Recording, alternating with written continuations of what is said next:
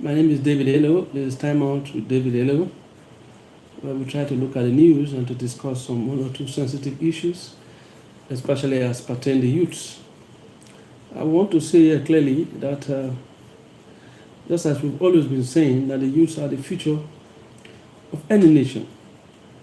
Whatever you expect to see tomorrow, it's basically what you put in the youth today, because the youth are the story of tomorrow, while the elders are the story of the past.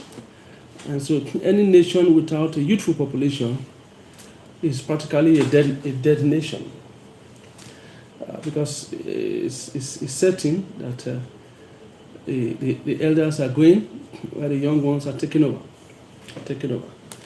So but you'll be able to know what your future is by the kind of youths that you have today. That's why it's so important we begin to take a critical view of the youths, the activities of the youths, and how prepared are the youths to take over the future of the world or the future of the nation. So every responsible nation will do everything possible to see that they have a youthful population that are practically intact, a well-informed youthful population, a youthful population that is high in morals, high in values, a youthful population that is prepared to take the nation to the next level. Because actually life is a continuum. Life is a continuum. So what we expect to see tomorrow is what we'll be able to prepare the youths to become. So I want to look at something that is so important. Like we said, nothing happens in vacuum. We practically look at the youths, look at their actions, look at their behavior, and we'll be able to tell you what will become of the youth tomorrow. This is a global pandemic now that we need to begin to address. Some couple of days ago, going to 2 weeks now, a young man, a 26 years old man, Johnny, an American, just got up, have his bath, took his gun, and moved straight to New York and shot the United Health CEO, shot him twice, and walked away. That was about 2 weeks ago. 26 years old man, very young boy, 26 years old boy. We're looking at the issue of the youths. That if something is not done urgently with this kind of youthful population we are having now, the nation, the world will definitely be in crisis. There's no doubt about that. So 26 years old from a very wealthy family that is well-to-do. The guy has a master's degree. He has 2 separate degrees. Well-educated, has a master's degree, went to a good school, from stable home, had rich parents, but decided to take his gun and move in and killed the CEO of United Insurance. He killed him in cold blood. Now, 2 days ago, a 15-year-old girl, this is a girl now in America, 15-year-old girl in America went to took a gun to her school, killed her teacher, and also injured few others before she finally killed herself. Now that is America. Then in Nigeria here, about two months ago or thereabout, we had a crisis, a court war where over 120 people were killed. But these are young people were killed by different court groups. They killed by 120 people. Some of them, their hearts was removed, their intestines were removed, their eyes were removed. They were killed. But 120 people were gruesomely murdered. Young people were murdered. And so in different parts of the country, different part of the world, both in Britain, in America, in Asia, we begin to see all kinds of strange killing by youths. Who will have thought that a 15-year-old girl will pick up a gun and locate her teacher, and her classmates, and open fire on them? before she finally killed herself. So people now, the youths of this generation, will begin to see, why are they doing what they are doing?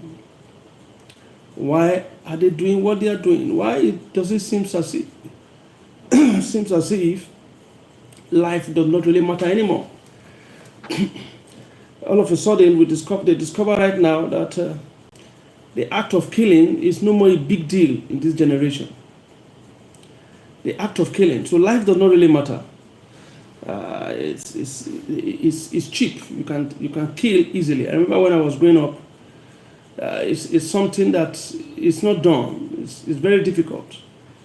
Very, very, very difficult to say that a young man wants to kill somebody. I mean, it's something that is far from reasoning. You never thought of it. You never thought of killing anybody. The worst that can happen is that you have misunderstanding, you fight among yourself, you quarrel among yourself. But killing another fellow human being was not an act that was common when we were growing up. It was not considered an issue to be thought about. We never talk about it. But why is it now we are living in a generation where the youths find killing easy? It's no more a big deal to take the human life.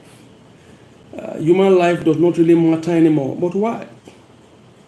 Why? So we try to look at what is responsible. And one of the things we try to look at is probably the influence of social media. The influence of social media is beginning to play a major role. So there are some people that are of the opinion that it's time that we begin to limit the age bracket where there should be have access to social media. Once your brain is not fully developed, probably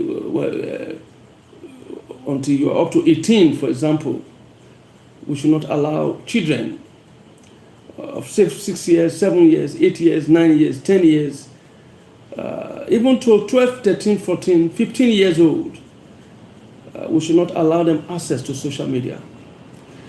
Because they have watched some of these things on social media that they want to begin to practicalize them. We have powerful video games that's all about murder. We have powerful movies that shows we watch on social media that talks about murder. It's just a matter of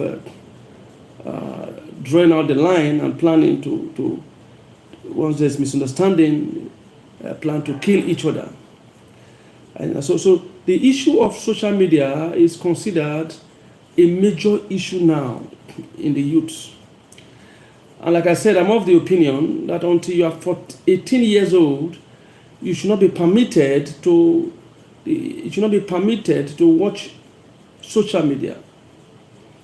Whether it is TikTok, whether it is Instagram, whether it is Facebook, they should be completely banned from the reach of children.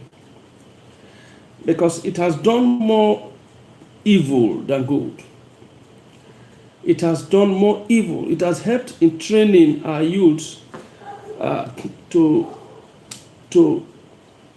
begin to live an unpredictable life, a terrible life, where it's no more a big deal. You're welcome from Thailand. You are welcome to this program. So we are trying to look at putting a ban completely on youths, on teenagers. Every nation on earth should be able to put a ban on teenagers as far as social media is concerned.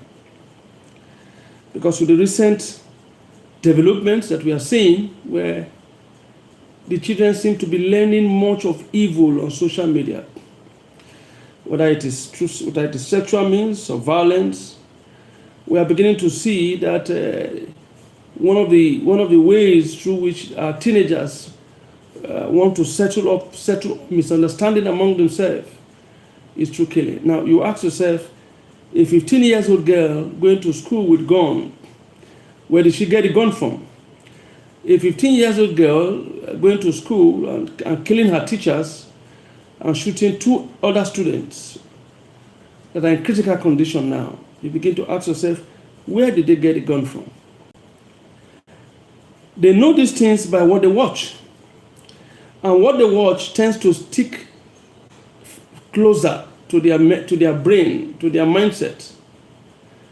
They believe what they watch, they understand what they watch, and they want to practicalize what they have watched. Hatred is taught now through social media. And we begin to see that the values that was once held within the world system, gradually our values are dropping out. And unfortunately, we don't have the parents to be able to educate these youths, educate the teenagers on what to do, on the difference.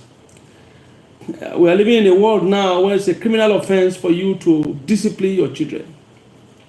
It's now a criminal offense. I mean, when we were growing up, we were disciplined by our parents. Our parents draw the boundary. They tell us what we are supposed to do and what we are not supposed to do.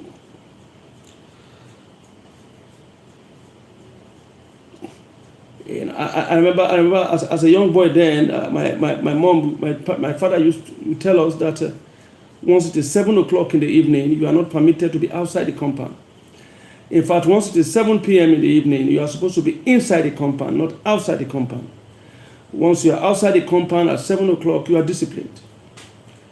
It's an instruction that even to date, I'm still obeying that instruction many years after I've passed that teenage years. I still find it difficult to move out in the night because it was instilled in me by my parents. I mean, the good book says, train the child the way he will grow, and when he's old, he will not depart from it. There's always foolishness in every child. There is foolishness in every child, and it's the rod of our correction that will be able to straighten up the child. But the situation right now where America seems to have set up the standard and other countries are trying to follow the same thing, where you are not even permitted to discipline your children. A situation where your children will call the police because you are trying to discipline them. And if you are not careful, the police will come and arrest you for trying to discipline your own children. The police will come and arrest you for disciplining your own children. Here in Nigeria, we are following suit. We are copying. Anything they see in America, in Nigeria, they try to copy. This is Nigeria, in West Africa, Nigeria. And here in Nigeria, you see where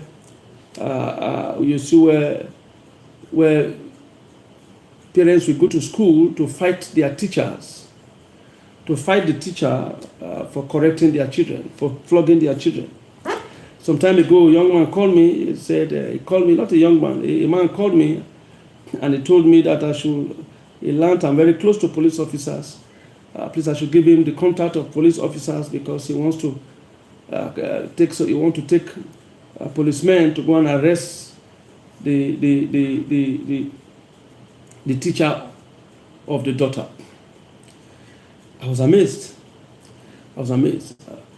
Later, we stopped it, didn't allow it to skate through. But at the end of the day, the daughter ended up becoming a wayward girl, extremely wayward girl, spoiled girl.